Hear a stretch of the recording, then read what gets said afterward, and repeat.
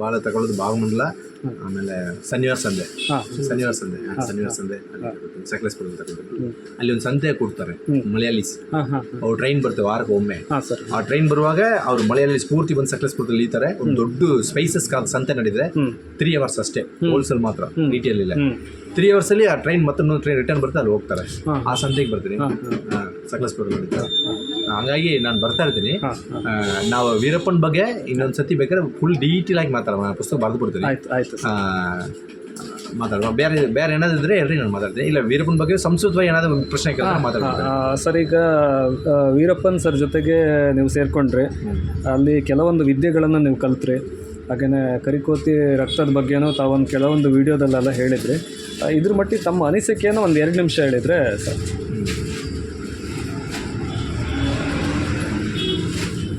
ಆಯಿತು, ಹೇಳಿ ಸರ್. ನಾನು ವೀರಪ್ಪನ ಬಗ್ಗೆ ಮಾತಾಡಬೇಕೆಂದ್ರೆ ಸುಮಾರು ಆಯಾಮಗಳಲ್ಲಿ ಸುಮಾರು ವಿಚಾರಗಳ ಬಗ್ಗೆ ಅವ್ರ ಹತ್ರ ಮಾತಾಡಿದ್ರೆ ಸಮಯ ಸಾಕಾಗಲ್ಲ. ಆದರೆ ನಾನು ಒಂದು ಮಾತ್ರ ಹೇಳಬಲ್ಲೆ, ನಾನು ಎಲ್ಲಿಯೂ ಕೂಡ ವೀರಪ್ಪನ್ ಮಾಡಿರುವಂಥ ಅಪರಾಧಗಳನ್ನು ಸಮರ್ಥಿಸ್ಕೊಳ್ಳೋದಿಲ್ಲ. ಆದರೆ ವೀರಪ್ಪನ ಥರ ಜನ ಉಟ್ಕೊಳ್ಬೇಕಾದಂಥ ಈ ಸಮಾಜದ ಪರಿಸ್ಥಿತಿ ಇದೆಯಲ್ಲ, ಇದ್ರ ಬಗ್ಗೆ ಚರ್ಚೆ ಆಗಬೇಕೆಂದೇಳಿ ನಾನು ಆ ಥರ ಬಯಸ್ತೀನಿ. ನಾನು ಯಾಕಂದರೆ ವೀರಪ್ಪನಾಗಲಿ ಅಲ್ಲ ಇನ್ನೂ ಯಾರೇ ಆಗಲಿ ಸಮಾಜದಲ್ಲಿ ಈ ಥರ ಹಿಂಸೆಗಳನ್ನು ತುಂಬ ಬಯಕೆಯಿಂದ, ತುಂಬ ಖುಷಿಯಿಂದ ತಗೊಳ್ತಾರೆ ಅಂತ ಹೇಳೋದನ್ನು ನಾನು ನಂಬೋದಿಲ್ಲ. ಯಾಕಂದರೆ ನಾನು ವೀರಪ್ಪನ ಜೊತೆಗೆ ಒಂದು 3 ವರ್ಷ ಅವ್ರ ಜೊತೆಗೆ ಇರುವಾಗ ಅವರು ಯಾವಾಗಲೂ ಅವಕಾಶ ಸಿಕ್ಕಿದ್ರೆ ನಾನು ಮತ್ತೆ ನನ್ನ ಸಮಾಜದಲ್ಲಿ, ನನ್ನ ಊರಲ್ಲಿ ಎಲ್ಲಿ ನನ್ನ ಸಂಬಂಧಗಳನ್ನು ನನ್ನ ಒಕ್ಕಲ್ ಬಳ್ಳಿ ಕರ್ಲು ಕಟ್ಟಾಯಿತು ಮತ್ತು ಅಲ್ಲಿಯೇ ಹೋಗಿ ನಾನು ನನ್ನ ಸಂಬಂಧಗಳನ್ನು ಪೊಣಿಸ್ಕೋಬೇಕು, ನಾನು ಅಲ್ಲಿ ನನ್ನ ಜನರ ಜೊತೆಗೆ ಬದುಕಬೇಕೆಂದೇಳಿ ಕೊನೆಯವರೆಗೆ ಅವರು ಆ ಮನಸ್ಸು ಆಸೆ ಪಟ್ಟಿದ್ದರು.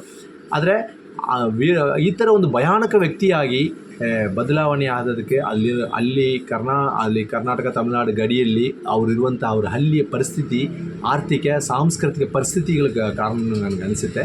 ಅದರಿಂದೇ ಅವರು ಆ ಥರ ವ್ಯಕ್ತಿಗಳಾಗಿ ಇದಾಗಿದ್ದರು.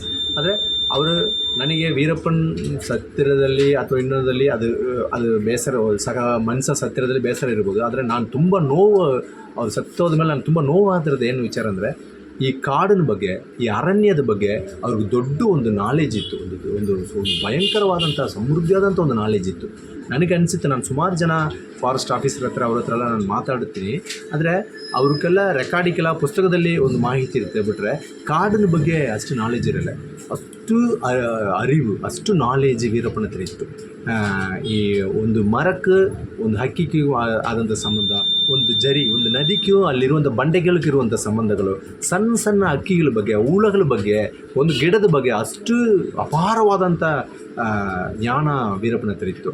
ಇದನ್ನು ಈ ಸಮಾಜಕ್ಕೆ ನಾವು ಕೊಡದೇ ಸತ್ತೋದಿರೋದು ನನಗೆ ಭಾಳ ಆ ವಿಚಾರ ನೋವಾಗಿದೆ. ಯಾಕಂದರೆ ಬಂದಿರುವಂಥ ಪತ್ರಕರ್ತರುಗಳು ಇವರೆಲ್ಲರನ್ನೂ ಕೂಡ ಯಾವುದಕ್ಕೂ ಸಾಮಾಜಿಕ ಕಾಳಜಿ ಇಲ್ಲದ ವ್ಯಕ್ತಿಗಳು. ಅವರು ವೀರಪ್ಪನನ್ನು ಬರೀ ಒಂದು ಚಿನ್ನದ ಮೊಟ್ಟೆ ಬಿಡುವ ಬಾತುಕೋಳಿ ಹಂಗೇ ನೋಡಿಕೊಂಡ್ರು. ಅವ್ರ ಹತ್ರ ಇರುವಂಥ ನ್ಯಾಯ, ಅವ್ರ ಹತ್ರ ಇರುವಂಥ ನಾಲೆಜ್ ಅಥವಾ ಅವ್ರ ಹತ್ರ ಇರುವಂಥ ಐಡಿಯಾಲಜಿಗಳನ್ನು ಸೊಸೈಟಿಗೆ ಅವ್ರು ಕೊಟ್ಟೇ ಇಲ್ಲ. ಅವ್ರಿಗೆ ಏನು ಬೇಕೋ ಅದನ್ನು ಮಾತಾಡಿಸಿ ತಗೊಂಡಿದ್ದಾರೆ. ಹಾಗಾಗಿ ನನಗೆ ಆ ವಿಚಾರದಲ್ಲಿ ತುಂಬ ನೋವಿದೆ. ವೀರಪ್ಪನ ಹತ್ರ ಇರುವಂಥ ಕಾಡಿನ ಬಗ್ಗೆ, ವನ್ಯಜೀವಿಗಳ ಬಗ್ಗೆ, ಅಲ್ಲಿರುವಂಥ ಪರಿಸರಗಳ ಬಗ್ಗೆ ಇರುವಂಥ ನಾಲೆಜ್ ಅವ್ರ ಜೊತೆಗೆ ಸತ್ತೋಗಿರೋದು ದೊಡ್ಡ ದುರಂತ ಅಂತೇಳಿ ನನಗೆ ಅನಿಸುತ್ತೆ.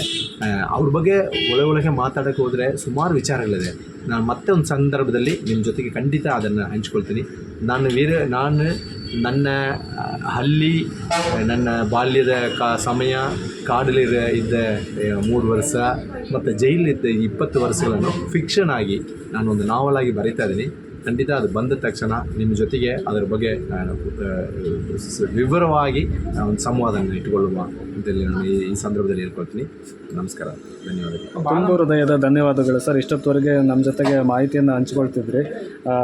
ನನ್ನ ಒಂದು ಇಂಟೆನ್ಷನ್ ಏನಿತ್ತು ಅಂದರೆ, ತಮ್ಮನ್ನು ಭೇಟಿ ಮಾಡೋದೇ ನಮ್ಮ ಒಂದು ಪುಣ್ಯ ಅಂತ ಹೇಳ್ಬೋದು. ಇಲ್ಲ ಸರ್, ನಾನು ಫಸ್ಟ್ ಟೈಮು ಸಾಮಾನ್ಯ ಸರ್, ನಾನು ಸಾಮಾನ್ಯದಲ್ಲಿ ಸಾಮಾನ್ಯ. ನಾನು ಎಲ್ಲಿ ಕೂಡ ನಾನೇನೋ ದೊಡ್ಡ ಸ್ವತಂತ್ರ ಹೋರಾಟಕ್ಕೆ ಹೋಗಿ ಬಂದಿಲ್ಲ. ತಪ್ಪು ಮಾಡಿಯೇ ಜೈಲಿಗೆ ಹೋಗಿ ಬಂದೀನಿ. ಅದರ ತಪ್ಪು ಅರಿವಾಗಿದೆ ನನಗೆ. ಅದರ ಬಗ್ಗೆ ನನಗೆ ಪಶ್ಚಾತ್ತಾಪ ಇದೆ. ಯಾರೊಬ್ಬ ವ್ಯಕ್ತಿಯನ್ನು ಕೂಡ ಕಡ್ಡಾಯದಿಂದ ಒಂದು ಅನಿಸಿಕೆ ಹೇಳೋದಾಗಲಿ ಅಥವಾ ಅವನಿಗೆ ಹಿಂಸೆ ಕೊಡೋದಾಗಲಿ ಯಾರಿಗೂ ರೈಟ್ಸ್ ಇಲ್ಲ. ಈ ಸಂವಿಧಾನ, ಈ ವಾತಾವರಣ ಎಲ್ಲನೂ ಕೂಡ ಕಾಪಾಡುವಂಥ ಎಲ್ಲರೂ ಕೂಡ ಜವಾಬ್ದಾರಿ ಇದೆ. ಅದರಲ್ಲಿ ನಾನು ಒಬ್ಬ. ಹಂಗೆ ಅಂದ್ಕೊಳ್ತೀನಿ. ಪ್ರಾಮಾಣಿಕವಾಗಿ ಬದುಕೋಕ್ಕೆ ಪ್ರಯತ್ನ ಮಾಡ್ತೀನಿ.